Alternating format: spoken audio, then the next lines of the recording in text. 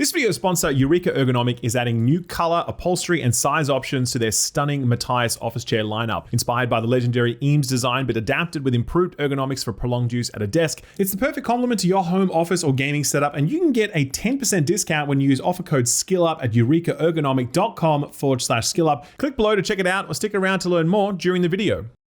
Gamers, hello and welcome to another episode of This Week in Video Games, the show where we bring you all the news about what happened this week in video games. It's right there in the title. Gonna warn you guys, lots of news this week, very little of it good. We've got job cuts and studio closures and cancelled projects and AI powering the next generation of Square Enix games, or at least their dialogue. And while it may be tempting to make the joke that that may be an improvement in the world of JRPG dialogue, we will restrain ourselves. Otherwise, the JRPG crowd are gonna go to town on the dislike button, and we can't have that. Some good news on our end before we begin though. This week we welcomed a new team member to the website thisweekinvideogames.com. His name is Jamie Hoare, and he has a decade's worth of experience covering games at various outlets, and he now joins our team as a full-time reporter, increasing our ability to cover the news as it happens. Please do show him some love when you see his byline on the site, and feel free to leave a comment on his articles since the site now supports comments. A lot happening over at thisweekinvideogames.com, so do check it out if you haven't signed up yet. Okay, I promised you some bad news, so let's get to it, and nowhere were the vibes lower this week than aboard the battle bus. Remember last week how Epic effectively increased the price of V-Bucks and were like, oh, the cost of making Fortnite has gone up and we need to pay the bills. Well, it turns out that Epic boss Tim Sweeney was just getting warmed up, because this week he announced that Epic would be laying off roughly 1,000 people while also closing a number of permanent game modes. In a note to staff, Sweeney said this, quote, "I'm sorry, we're here again. The downturn in Fortnite engagement that started in 2025 means we're spending significantly more than we're making, and we have to make major cuts to keep the company funded. This layoff, together with an over $500 million of identified cost savings in contracting, marketing, and closing some open roles, puts us in a more stable place. Some of the challenges we're facing are industry-wide challenges, slower growth, weaker spending, and tougher cost economics, current consoles selling less than last generations, and games competing for time against other increasingly engaging forms of entertainment," end quote. Sweeney's comments do neatly line up with a number of industry trends that have been playing out in the post-pandemic era. After the COVID boom, the core gaming industry has failed to gain real momentum, while platforms like Roblox and mobile continue to surge ahead. That's a trend exacerbated by the increasing development costs that Sweeney mentions here, with mobile games costing significantly less to develop than AAA games, further compounded by how much mobile development work is done in Asia, where salaries are significantly lower than those in the US and Europe. Just this week, Jason Schreier of Bloomberg said that the average AAA game has a budget of roughly $300 million US, and that's naturally leading to fewer AAA games, which naturally leads to fewer console sales, something else that Sweeney points out in his note. But that final point is the most relevant one. In the mind of Sweeney and pretty much any video game executive you talk to, the competition is not the other video game platform or the other video game publisher. It's YouTube Shorts and TikTok and Roblox and mobile and all the other things which serve up immediately accessible, free, bite-sized distractions in an era where everything else is expensive and the world is stressful and people are time poor because they're working just to get by. The next God of War game isn't competing against the next Halo or Mario game, it's competing against Instagram Reels made with AI slop engines. That's just the world we live in, and yes, it sucks, absolutely, I agree. But Sweeney also acknowledged that Fortnite's struggles aren't just external, quote, "And some of our challenges are unique to Epic. Despite Fortnite remaining one of the most successful games in the world, we've had challenges delivering consistent Fortnite magic with every season. We're only in the early stages of returning to mobile and optimizing Fortnite for the world's billions of smartphones. And in being the industry's vanguard, we have taken a lot of bullets in a battle which is only in the early days of paying off for ourselves and all developers," end quote. He's of course referring there to his legal battle with both Epic and Apple, where Epic tried to contest the 30% cut that platform holders took. And while it was a victory in some aspects, the campaign didn't deliver on all of its stated goals. Regardless, the effort significantly emptied Epic's coffers, and many are rightly asking if that money had instead been reinvested into the game, would these 1,000 layoffs be required today? We'll never know the answer, of course, but it is a fair question. What is known is that 3 of Fortnite's permanent game modes will be taken offline as soon as next week. Rocket Racing was basically what if Rocket League, but with racing instead of soccer. Fortnite Ballistic was Epic trying to take a bite out of the tactical competitive shooter pie, and that never really went anywhere. Finally, Fortnite Festival Battle Stage was a competitive mode in Fortnite Festival, which never really made too much sense since people generally play music games to chill out. All 3 of these modes are on the way out, allowing Epic to refocus on other modes and the core game. All of this is a reminder that even a game as big as Fortnite is not immune to the pressures that face all live service games. Pressures that are no doubt about to be brought to bear on Sony's newest live service bet, Marathon. Marathon released earlier this month, but Sony requested for reviewers to hold fire on giving the game a final score until after the Cryo Archive map was live. That was a request, by the way, and no outlet was prohibited from reviewing the game whenever they liked. Still, most did accept that request because it made sense to do so. And now that the reviews are out, it's official. Bungie delivered. The game is sitting at a strong 80 on OpenCritic, with the scores rarely dipping below that 8 out of 10 mark, and with plenty of 9s peppered in for good measure. PC Gamer, for example, scored it a rare 90, saying, quote, "Marathon is a brilliant distillation of what makes an excellent extraction shooter and a glimpse of where they could go next," end quote. Game Informer went even higher, scoring it a 9.3, saying, quote, "Bungie's excellent audio design and gunplay, paired with increasingly complicated level design borrowing from over a decade of expertise designing Destiny raids, coalesces into something special. Marathon is proof Bungie is still at the top of its game," end quote. It's not just a hit with critics, mind you. Over on Steam, the game sits at 86% very positive, with nearly 30,000 reviews counted. There's also just the general chatter across social media, where you'll find no shortage of love for what Bungie have built here, something that has more niche appeal than what Bungie typically produces, but if you're in their crosshairs, then Marathon is probably going to get its hooks into you. To this point, neither Sony nor Bungie has released any sales data for the game, a conspicuous silence given that when a game sells gangbusters, publishers love to crow about it. The only thing we have to go on at this point are the Steam player counts, and I know that there's plenty of discourse about the way that these charts are analyzed and overanalyzed, but the reality is these numbers do matter. They matter in terms of how likely it is a game continues to get funding, how likely it is that the people working on that game continue to have jobs, how likely it is that you can queue into games without having to suffer lengthy wait times, an issue already reportedly affecting Marathon players in certain territories. The numbers for Marathon tell the story of a game that would be a stone cold success for basically any studio in the world, unless of course that studio was recently purchased by Sony for $3.6 billion.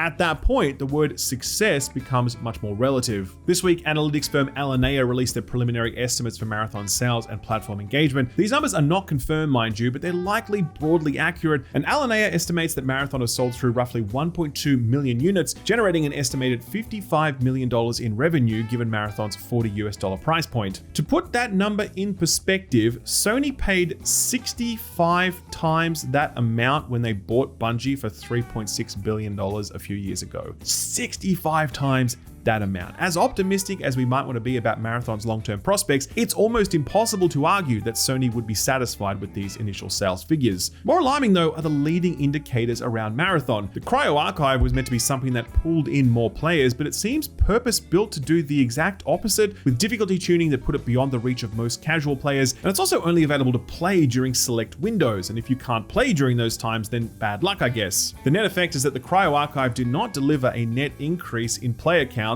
and the steady slide in Marathon's daily active users continues. There's also the monetization, and I look at Marathon's Battle Pass and Cash Shop, and I just think there's no way that this stuff alone is going to be enough to fund the ongoing development of this game. I definitely expect a significant expansion in Cash Shop offerings, and I wouldn't be at all surprised if some of that started meandering into the non-cosmetic territory at some point too. There's clearly a lot of angst around the way that people are talking about Marathon, with fans of the game worried that all this talk about player counts and sales and engagement creates an environment where people aren't willing to give the game a shot. But here's the truth, right? It's clear that Marathon is a good game for the niche audience it's catering to, but it's also clear that Sony had bigger hopes for where Marathon might have landed, and the gap between its target and its actual performance could have real implications on the long-term sustainability of both the game itself and Bungie as a studio. It's fine to acknowledge both the critical excellence of the game and the commercial risks facing the studio that made it. For now though, we have absolutely no idea how any of this is going to shake out, and we'll likely get a sense of Sony's thinking at their next earnings call, which is scheduled for May this year. We'll be sure to give you a full report when that happens. Sony maybe wait and see when it comes to Bungie, but when it comes to other studios, they're already swinging the axe. We saw it recently with the closure of Bluepoint, and this week Sony closed another studio, Dark Outlaw Games. Never heard of them before? Well, I don't blame you, because they've never actually released a game. This news was first broken by Jason Schreier of Bloomberg. Dark Outlaw was founded by one Jason Blundell, a Call of Duty veteran who has led multiple campaigns and zombies modes during his time at Treyarch. He originally left to start a different studio, Deviation Games, and that studio had a partnership with Sony that would eventually fizzle out, leading to the closure of the studio in 2024. Sony would then take Blundell in as a first-party studio founder, and since early 25, Blundell and his team were working on a new first-party Sony offering. What was it? Well, we'll probably never know, not unless one of the team members who worked on the game decides to leak it to the press. We do know that it was not a live service game though, which is a little surprising given Blundell's pedigree. Whatever it was, it's never going to exist now as the studio is shuttered and the project permanently shelved. Yet another bad bet in a generation where Sony seems to be making a hell of a lot of them. Speaking of bad bets, remember the "This is an Xbox" campaign? If you answered no, then you, my friend, are singing from the official Xbox hymn sheet, because it appears as though they'd rather everyone forget that ad campaign ever existed. This story comes courtesy of tech publication The Information, and they say that according to their sources, "This is an Xbox" died by new Xbox boss Asha Sharma's hand. Quote, "She has axed a controversial marketing campaign Xbox first launched in 2024, which showed people playing games on phones, tablets, and PCs with the tagline, 'This is an Xbox.' That campaign, which was controversial among Xbox loyalists and staff because it appeared to say consoles didn't matter anymore, was scrubbed from Xbox's online footprint this month at Sharma's direction, according to someone with direct knowledge of the move," end quote. While this story is unverified, it does line up with some earlier reporting from The Verge, who were told by their sources that various people inside of Xbox found the campaign offensive, laying the blame at former Xbox president Sarah Bond's feet, since she spearheaded the campaign after some personnel changes put the initiative within her remit. I've always felt that blaming Bond for that was unfair, since This is an Xbox is just the natural extension of Microsoft's entire gaming strategy. It's multi-platform, device agnostic, cloud enabled, backwards compatible. It's everything everywhere all at once. And so an ad campaign that just says that aloud probably doesn't deserve as much criticism as an overall strategy that massively devalues dedicated hardware and exclusive content. A more important tidbit to shake out of this article was the reveal that Sharma is looking for ways to make Game Pass more affordable. Quote, "To try to win over new gamers, Sharma has been considering ways to make future consoles and products like Game Pass more enticing to a broader range of consumers, including potentially revamping pricing models to offer lower price tiers, according to people she's spoken to," end quote. That's kind of a big deal. Recall that Xbox effected a major price revamp and price hike of Game Pass Ultimate last year, adding more benefits to it, but increasing the price by 50%, making it a real indulgence rather than something you just kind of set and forget as you do with most other subscription services. As I said back then though, that price was partly bloated by all of the extra stuff it gave you, stuff like Fortnite battle passes and Riot in-game currency, but it's also no doubt intended to recoup development costs of first-party Xbox releases, since most of their games are released day one on Game Pass Ultimate, and that honestly just seemed like too good a deal when we were only paying like $15 a month for that thing. One idea that Sharma seems to have about the future of Game Pass is potentially bundling it with a Netflix subscription. Quote, Netflix's co-CEO Greg Peters said he and Sharma have kicked around ideas for how the companies could potentially partner on subscription bundles, and they wouldn't eliminate any possibilities. As part of its subscription plans, Netflix also offers games which could turn into a bigger Game Pass rival if it invests more heavily in that area. There are no solid plans for a Netflix Game Pass deal at the moment. Peters said you would have to do it in a way that works for the consumer and works for both companies. And frankly, I think Microsoft is still trying to figure out how to make the Game Pass bundle work for Microsoft. But what I like about Usher's thinking, it's all about how do we do more? It's already been exciting to watch, end quote. Will the next era of Xbox begin with the promise of TV on your Xbox? That would be very funny indeed. Before we go on, a quick word from this video's sponsor, Eureka Ergonomic. I'm a huge fan of their stuff because it's functional, well-built, looks great, and always has some nice flourishes to make it really stand out. There's no better example of that than Eureka's latest offering, the Matthias office chair. If the design looks a little familiar, then that's no accident. It's inspired by the legendary Eames lounge chair, first introduced back in 1956. The design stood the test of time because of its comfort and elegance, and now Eureka Ergonomic brings their expertise to bear by adapting the design to a home office setting. Changes to the overall alignment and backrest make the Matthias the sort of chair that can be used all day long when sitting at a desk, with adjustable height and tilt settings to ensure maximum comfort. Aesthetically, the Matthias retains the classic elegance, and premium build quality and materials ensure that it's built to last. But Eureka Ergonomic have gone the extra mile to allow you to select the perfect Matthias office chair to fit your space. The new upholstery option is a soft fabric in a green slate, navy blue, or off-white colorway. There's also a brown Napa leather variant to add to the original black and beige leather options. But Eureka Ergonomic didn't stop there either. They added an XL size to the Matthias office chair that's built for people 6 feet and above, with weight capacity up to 400 pounds, though do note that the XL size is only available in the classic black Napa leather. If you'd like to grab one, then like I said, now is the perfect time because Eureka Ergonomic is offering a 10% discount when you use offer code SKILLUP over at eurekaergonomic.com/skillup. It's only for a limited time though, so do get in quick. That offer code SKILLUP at checkout for 10% off the stunning Matthias office chair in one of their new fabric or color options, as well as the new XL sizing. A big thanks to them for sponsoring the video, and now let's get back to it. Cutting over to Nintendo now, Bloomberg reports that Nintendo is reducing production of the Switch 2 by a third this coming quarter. Citing people familiar with the matter, Takashi Mochizuki said that Nintendo had reduced production targets to 4 million units, down from 6 million units for the 3-month period ending 31st of March 2026, representing a roughly 33% decrease. Interestingly, Bloomberg sources suggest that the decision to lower production has no relation to the global memory shortage, instead mainly informed by, quote, slower demand from consumers, particularly in the US, end quote, with sales for the cheaper Japanese-only model remaining strong. And yeah, a little surprise there, to be honest. Since the Switch 2's launch, there hasn't been much in the way of system-selling exclusives to tide people over. Many of the biggest games that came out were also available on the original Nintendo Switch, and those that aren't, I can basically count on one hand. I mean, what do we got? Mario Kart World, Donkey Kong, Pokemon Pocopia.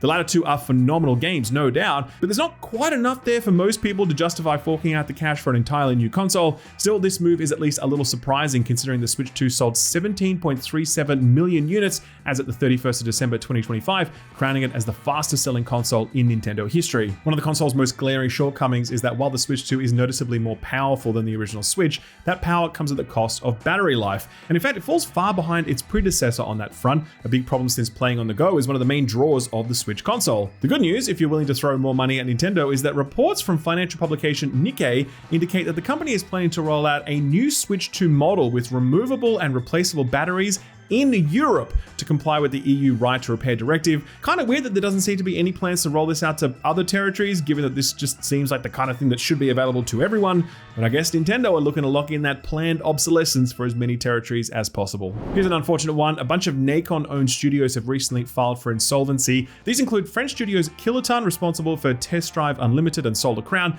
as well as Spiders, the developers behind the BioWare-inspired RPG franchise Greedfall, who actually just released Greedfall 2, as well as Cyanide, developers of the Styx games, which also just had a new release this past month. Alongside these studios, motion capture company Nacon Tech has also been affected. This follows on from Nacon's own insolvency filing last month after its majority shareholder Big Ben Interactive failed to make partial repayment on a bond loan. It's unclear how solvent these studios might have been had their parent company not gone under, but I'm guessing not super solvent, otherwise they might have been able to cobble together some sort of deal to stop them from being shuttered. A real shame. Hope those affected are able to find new gigs quickly. In other worrying news, Square Enix has announced an AI assistant buddy thing powered by Google Gemini for Japan-only MMO Dragon Quest X. As showcased during a recent Dragon Quest X broadcast, its implementation takes the form of a new companion character called Oshiberi Slimy, which roughly translates to Chatty Slimy. If this ever makes it to the Western markets, hopefully the localizers rename this thing Chatty Sloppy. Apparently you'll be able to converse with her and she'll be able to speak back and offer advice or compliments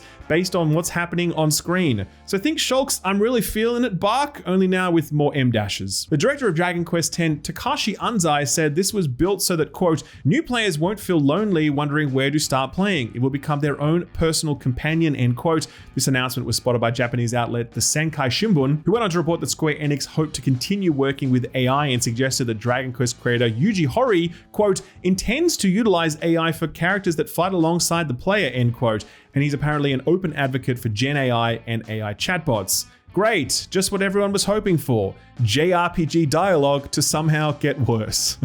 Sorry, I couldn't resist. No, but seriously, this obviously really sucks. For years now, developers have been trying to make chatbots in games happen, and every time they showcase how it looks like the worst thing ever. Like, ever. I don't think that the models are anywhere close to being able to offer a compelling narrative experience, and frankly, I don't want them to. I don't understand this goal of wanting to talk to machines who just pull words from the word cloud to approximate something that might make sense in the context of my prompt. I just want writers to write good words, and the industry seems determined to avoid delivering that except in the most extraordinary of circumstances. Square Enix regularly has its head up its ass when it comes to new tech. Recall that they were all in on NFTs and blockchain back when that hit, so hopefully this AI companion stuff fizzles out just as quickly as their interest in that other stuff too. A quick lightning round to finish off, and consumer campaigner Alex Neil has brought a lawsuit against Sony, accusing the company of using the PlayStation Store to create a near monopoly. Per reporting from the BBC, Robert Palmer KC, on behalf of Neil, claimed that Sony had excluded competitors by exercising, quote, a sustained strategy, end quote, monopolizing the sale of digital products on the store. He also says that the developers publishing any content and all are required to sign a contract saying their work won't be distributed on other platforms without Sony's consent. Palmer goes on to conclude, quote, the result is that Sony can and does set the retail price of all such content itself without facing any retail competition for digital content, end quote. It's reported that PlayStation owners in the UK who made purchases via the PlayStation Store between the 19th of August 2016 and the 12th of February 2026 could be eligible for compensation if the lawsuit is successful. We'll let you know if you need to check your inbox for some free cash. Splitgate developer 1047 Games has a new game in the works apparently, and where Splitgate was very much taking after Halo, their next game appears to be inspired by another beloved sci-fi IP. During a video outlining some of the content coming to Season 2 of Splitgate Arena Reloaded, 1047 CEO Ian Prollock said, quote, "We've had a small section of the team start working on a new game in addition to Splitgate. I'm not here to share too much about that, but I will say it's a movement shooter, and if you're a fan of games like Titanfall or Black Ops 3, we would love to hear from you," end quote. He also wanted to confirm that playtests will be starting soon. The way they've handled Splitgate 2 doesn't instill me with a whole lot of confidence, but still, good luck to them, as I'm sure we can all agree there's a massive Titanfall-shaped hole in our hearts still waiting to be filled. Speaking of new games in development, CD Projekt Red, the studio recently posted its financial results for FY25, reporting overall boosts across profit and revenue, a testament to the longevity of their Cyberpunk and Witcher IPs. But there may be another IP joining them in the future, as in this report they announced they're working on an entirely new IP codenamed Hadar, currently in the quote, internal concept work stage, end quote. Recall they've hired over 200 new developers in the last year, most going to work on The Witcher 4, but they've also got a multiplayer Witcher game in development and a Cyberpunk sequel. So yeah, definitely keeping themselves busy. Don't suspect we'll hear too much about this new IP anytime soon. Still waiting on official confirmation of that rumored Witcher 3 DLC, by the way. Anytime now, that'd be great. Some unfortunate layoff news now. Ubisoft has laid off 105 workers at Red Storm Entertainment, the studio founded back in 1996 by Tom Clancy himself. These guys kicked off some of Ubisoft's most renowned franchises such as Rainbow Six and Ghost Recon, and have since collaborated on many other Ubisoft titles. In fact, at the time of this announcement, it was reported they were working on at least 10 games, including Rainbow Six Siege's seasonal content, the next mainline Ghost Recon game, The Trouble Beyond Good and Evil 2, and many more. But no more, sadly, as multiple outlets have reported the studio will now cease game development entirely and move to technical support, the latest casualty in Ubisoft's recent cost-cutting measures. We've reached out to Ubisoft for comment, but have yet to receive a response. We will keep you posted if they get back to us. The layoff news continues as developer Ballistic Moon, the people working on that Until Dawn remake, have been shuttered. The studio conducted rounds of layoffs in September of 2024 and March of 2025, with sources stating that the studio has been, quote, effectively closed, end quote. The studio later applied to be removed from the UK government's Companies House register in November 2025 and was dissolved in February of this year. And finally, IO Interactive Partners, the team behind the Hitman games, has ended a publishing partnership with Mind's Eye developer Build a Rocket Boy, effective 16th of March this year. This comes after a series of layoffs at the studio and a delusional accusation of saboteurs from within the company as the reason for Mind's Eye's failure. So yeah, it's a little surprised that IO have looked to distance themselves from all of that. Build a Rocket Boy says they will assume, quote, sole publishing responsibilities going forward, end quote. Publishing what though? More insane conspiracy theories? Honestly, please keep that shit up though. They make for fantastic Reddit threads. So what got announced or delayed this week? Well, a handful of new games as it turns out. We'll kick off with the very well named Dark Scrolls, which is the new game from Devolver Digital and modern retro developers Doinksoft. Love that name, by the way. These are the folks who made the excellent Gumbrella and Ghetto Roboto. And the latest one is, as you might have guessed, a side-scrolling action game. It mixes those auto-scrolling levels from platformers together with a bit of fantasy-themed shoot-'em-up action, but it's also a co-op roguelite game with a big emphasis on the challenge. Kind of feels like a genre hybrid you swear must have been done a million times before, but apparently not. This one's dated for sometime in 2026 for PC and Switch. Another game that got its debut reveal earlier this week was Minecraft Dungeons 2, the action RPG spin-off from the world's most popular game that isn't Roblox. Now, I didn't particularly enjoy the first one of these. It kind of felt like baby's first ARPG with a Minecraft skin, and that was about it. And look, I'm sure that's why a lot of people actually enjoyed it. I guess it's kind of like a Diablo gateway drug for kids looking for something a little bit different, but still kind of familiar,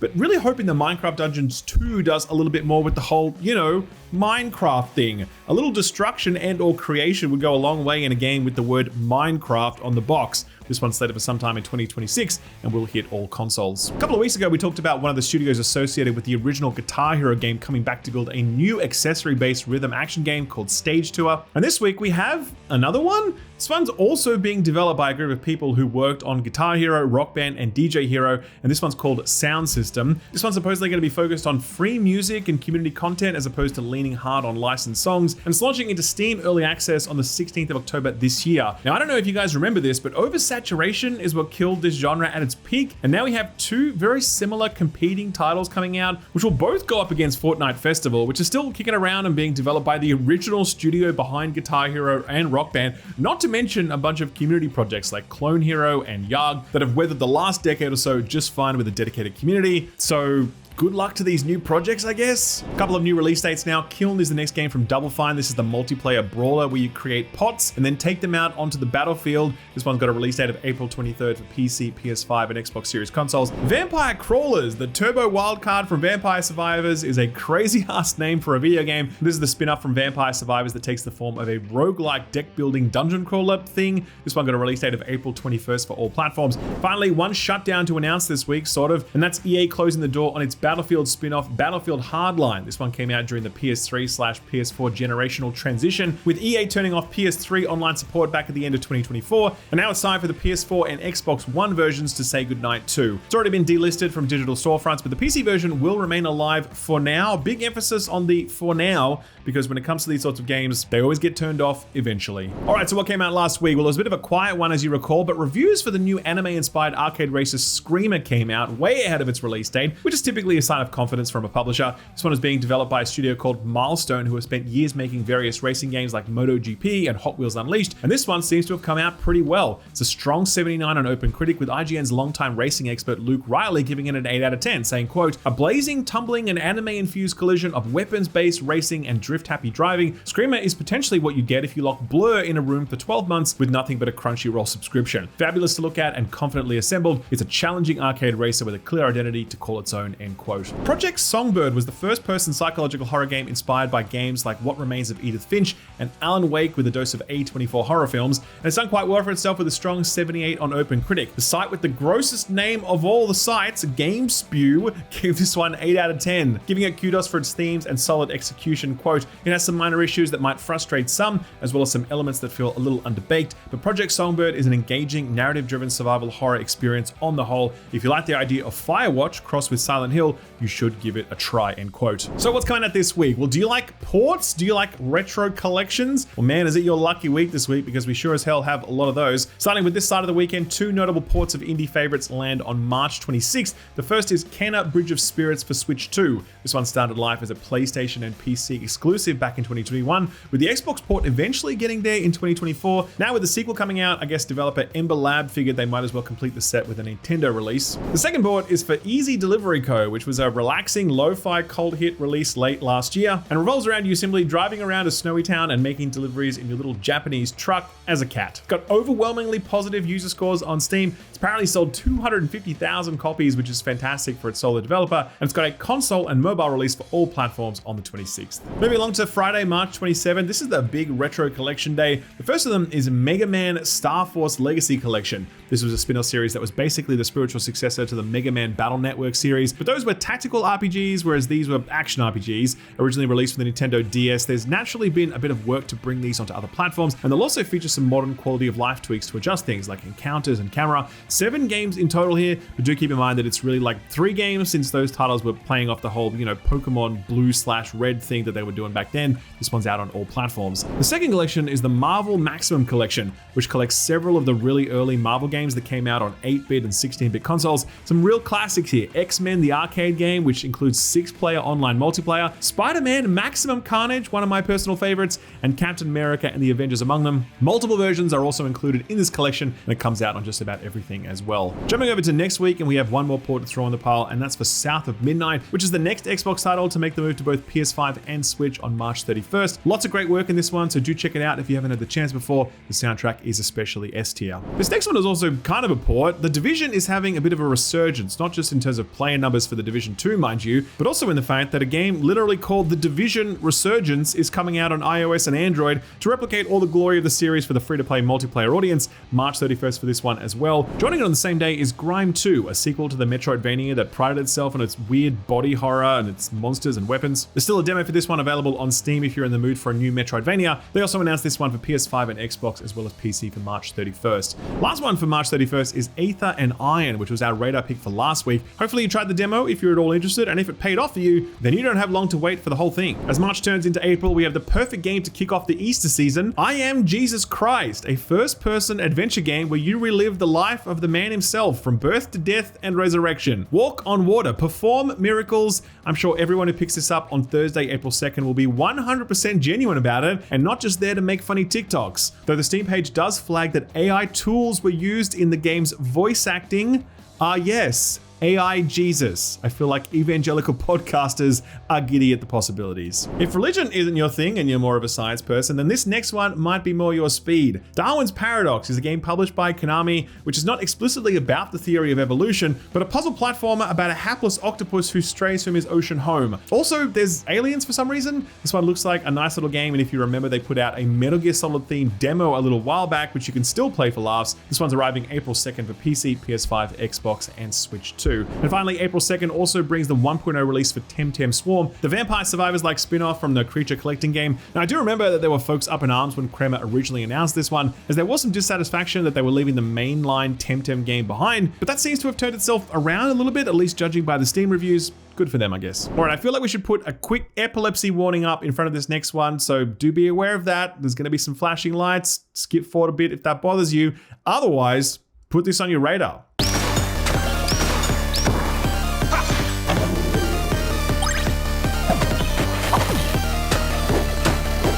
This game is called Tamashika, and if you're thinking, hey, that's just post-Void on even more acid and with Japanese motifs, then the answer is, yeah. Basically, it's a fast-paced flow-state first-person shooter where you only have one set of weapons and there's only one stage, but the stage is procedurally generated every day. The focus is on precision shooting with your pistol, reflecting bullets with your knife, blinking across space and time, maybe, and of course learning how to pass whatever the hell is going on in this crazy, colorful environment to make it through to the end. The game actually had a bit of a viral moment earlier this year when it started the whole My Indie Game for 15 seconds trend on Twitter. In fact, it got so viral that it went full circle and started attracting all of these haters for some reason. But all that aside, between the cool animations and our love for quick hit run-based first-person shooters to squeeze in throughout the day, we think this definitely speaks to our interests. Maybe it speaks to yours as well. And if it does, we've left a link to it over on our Steam curator page, where you can find links to all of the other put this on your radar stuff we recently covered. I'll leave a link to all of that below the like button. Our feel-good story of the week is very feel-good indeed. In the world of indie games, success is anything but a sure thing. Hell, Valve themselves just released data to show that only a tiny fraction of games released on the platform are able to make more than $100,000.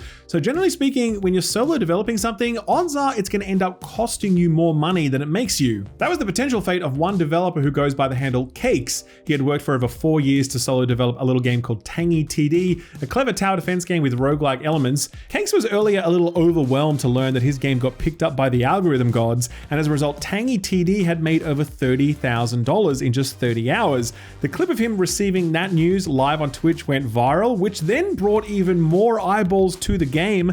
Cakes again live streamed the moment where Steam's backend metrics had updated and he was able to view his new payout figure. He definitely was not ready for the number that was about to appear.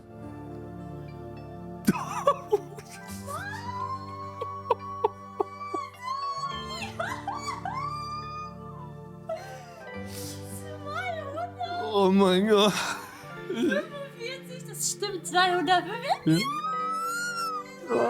How about that, huh? Over 200,000 in his pocket after 4 years of hard work. Absolutely love to see it, and absolutely love to see you sticking right through to the end of this video. We really do appreciate that, just like we appreciate you smacking the like button, because you better believe that's what keeps the lights turned on around here. Don't forget to subscribe and ding that notification bell if you haven't, and do get ready for a big weekend of content. Austin actually went to Japan to play Saros early, and his impressions for that go up tomorrow night. And the day after that, we spoke to the voice of Cliff from Crimson Desert. His name is Alec Newman, as well as his co-star, the prolific Alex Jordan, about what it was like to voice the main characters in one of this generation's biggest and weirdest games. A really fantastic chat that you won't want to miss, available right here or on your podcast platform of choice. Just search for Friends Per Second and you'll find it. Okay, that's it from me. Thanks again. Have a great week, and we'll see you next time. Bye-bye.